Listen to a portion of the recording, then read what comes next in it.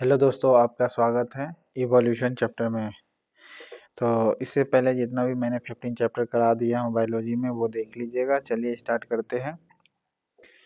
पहला क्वेश्चन, जैव विकास का सर्वप्रथम किसने समझाया था? तो जैव विकास का सर्वप्रथम समझाया था हमको लैमार्क ने। ओके, किसने समझाया था? लैमार्क ने समझाया था। क्या बताया था जैव विकास के बारे में? ओके, जैव विकास के बारे में सर्वप्रथम किसने बताया था? लैमार्क ने। लैमार्कवाद का मूल सिद्धांत क्या है? लैमार्कवाद का मूल सिद्धांत है उपार्जित लक्षणों की वंशागति होती है। उपार्जित लक्षणों की क्या होती है? वंशागति होती है। फिर से सुनिएगा, लैमार्कवाद का मूल सिद्धांत है उपार्जित जो लक्षण होती है उसका क्या होता है? वंशागति होती जाती है, यानी एक से दूसरे में चलती जाती है। नेक्स्ट है, जीवों के प्राकृतिक चयन का सिद्धांत प्रतिपादित किया था किसने? तो जीवों के प्राकृतिक चयन का सिद्धांत सर्वप्रथम प्रतिपादित किया था डार्विन ने। ओके, प्राकृतिक चयन यानी नेचुरल सिलेक्शन का सिद्धांत डार्विन ने दिया था। और उपार्जित लक्षणों की वंशागति का सिद्धांत दिया था लैमार्क ने। ओके, उपार्जित लक्षणों की वंशागति लैमार्क ने दिया था। योक्तम के उत्तरजीविता का प्रतिपादन किसने किया था? योक्तम के उत्तरजीविता का प्रतिपादन डार्विन ने ही कहा था। योक्तम की उत्तरजीविता का प्रतिपादन किसने किया? तो डार्विन ने किया था। ओके, नेक्स्ट है उत्परिवर्तन, जिसे म्यूटेशन कहते हैं इंग्लिश में, के सिद्धांत के जन्मदाता कौन है? यानी इवोल्यूशन के जन्मदाता कौन है ये बताना है आपको। डी वरीज जो है ये इवोल्यूशन के जन्मदाता है। ओके, म्यूटेशन जो है यह सिद्धांत डी वरीज ने दिया था। ओके, नेक्स्ट है समरूप अंग होते हैं क्या? समरूप अंग जो होंगे कार्य में समान होंगे। ओके, कार्य में क्या होंगे? समान होंगे। समरूप अंग का मतलब कार्य में क्या होंगे? समान होंगे।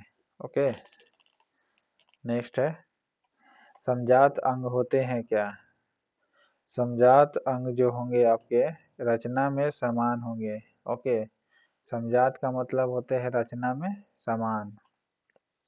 1809 में प्रथम बार फ्रांसीसी जैव वैज्ञानिक जॉन लैमार्क ने जीवन के विकास के अध्ययन क्रम में अपने सिद्धांतों को प्रतिपादित किया। निम्नलिखित में से कौन सा सिद्धांत इससे संबंधित नहीं है? कौन सा संबंधित नहीं होगा? जीवन संघर्ष नहीं है। फिर से सुनिएगा, 1809 में प्रथम बार फ्रांसीसी जैव वैज्ञानिक जॉन लैमार्क। सबसे पहले तो क्वेश्चन यही पूछेगा कि जॉन लैमार्क कहाँ का है? तो याद रखिएगा फ्रांस के हैं। जॉन लैमार्क कहाँ के हैं? तो फ्रांस के हैं। फिर आगे, जीवन के विकास के अध्ययन के क्रम में अपने सिद्धांतों को प्रतिपादित किया था। ओके, जो इससे संबंधित नहीं है कौन? तो जीवन संघर्ष नहीं है। बाकी उपार्जित लक्षणों की वंशागति है जॉन लैमार्क का, सही बात है। जीवन के विकास में जो अध्ययन किए थे वो उपार्जित लक्षणों की वंशागति के बारे में बताए थे लैमार्क ने। फिर वातावरण का प्रत्यक्ष प्रभाव भी पड़ता है। हाँ, पड़ता है प्रत्यक्ष प्रभाव। ओके, प्रत्यक्ष प्रभाव के कारण क्या होते हैं? चेंजिंग करता है structure of the human body. Next है नए अंगों का आविर्भाव होता है। ओके, नए अंगों का आविर्भाव होता है। नए अंगों का क्या होता है? आविर्भाव होता है। ये बताए थे ये तीनों। जीवन संघर्ष नहीं होगा, तो आंसर आपका ये वाला हो जाएगा चौथा, सॉरी बी। नेक्स्ट है निम्नलिखित में से कौन सिद्धांत इवोल्यूशन यानी उद्विकास की व्याख्या के लिए डार्विन द्वारा प्रतिपादित नहीं है? तो जीवन संघर्ष तो है ही इनके द्वारा।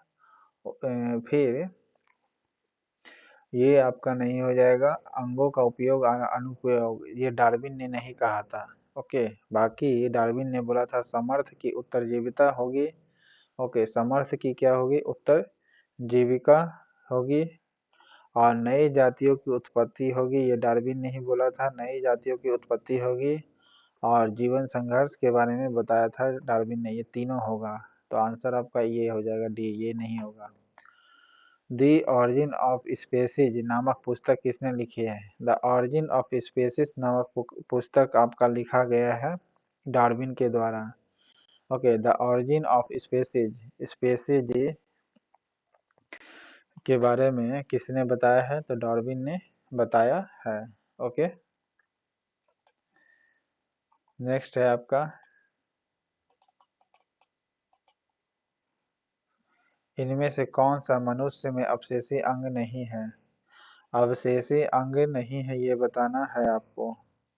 सामने वाला जो चपटे दांत है वह अवशेषी अंग नहीं है। अवशेषी अंग नहीं है मनुष्य में कौन सा? सामने वाले चपटे दांत अवशेषी अंग नहीं है। ओके, नेक्स्ट है, बाकी सब अवशेषी अंग है।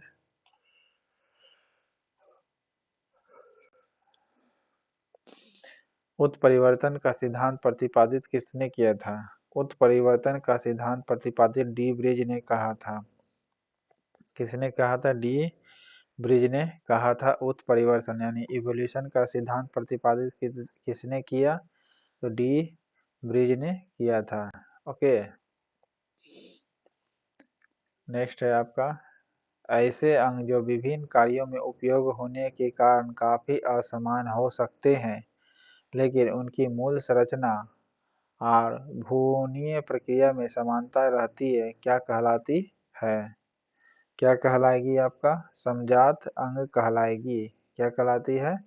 समजात अंग कहलाती है। ऐसे अंग जो विभिन्न कार्यों में उपयोगी होने के कारण काफी असमान हो सकते हैं लेकिन उनकी मूल संरचना एवं भ्रूणीय प्रक्रिया में समानता रहती है, क्या कहलाती है?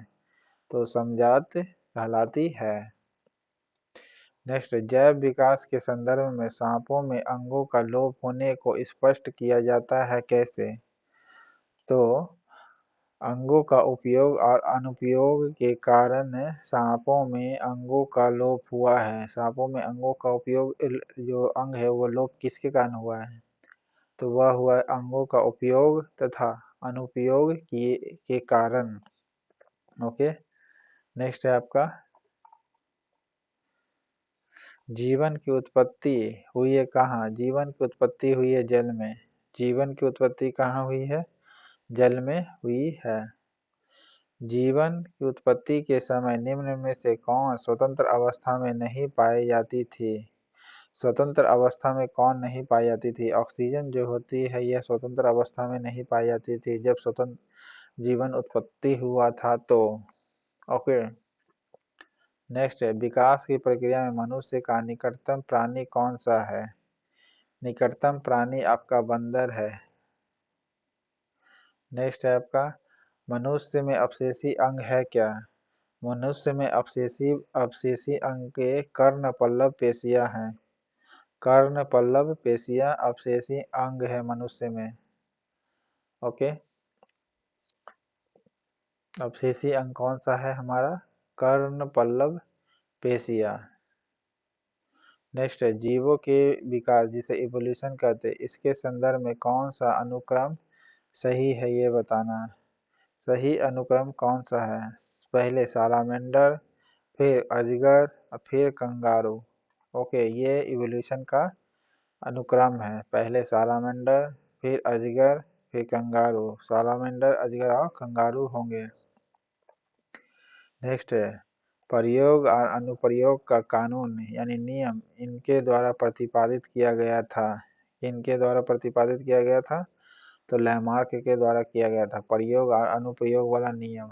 ओके, जैसे सांपों में भी अंग लोप हुआ था, ये प्रयोग अनुप्रयोग के कारण ही। और ये कॉन्सेप्ट किसने दिया था? तो लैमार्क ने दिया था। ओके, सर्वोत्तम की उत्तरजीविता डार्विन ने कहा था। ओके, अवशेषी अंग हमारा कौन है मनुष्य में? कर्ण पल्लव पेशियां है। तो इस प्रकार इवोल्यूशन चैप्टर आपका खत्म होता है। चैनल पसंद आए तो लाइक करिएगा, सब्सक्राइब करिएगा।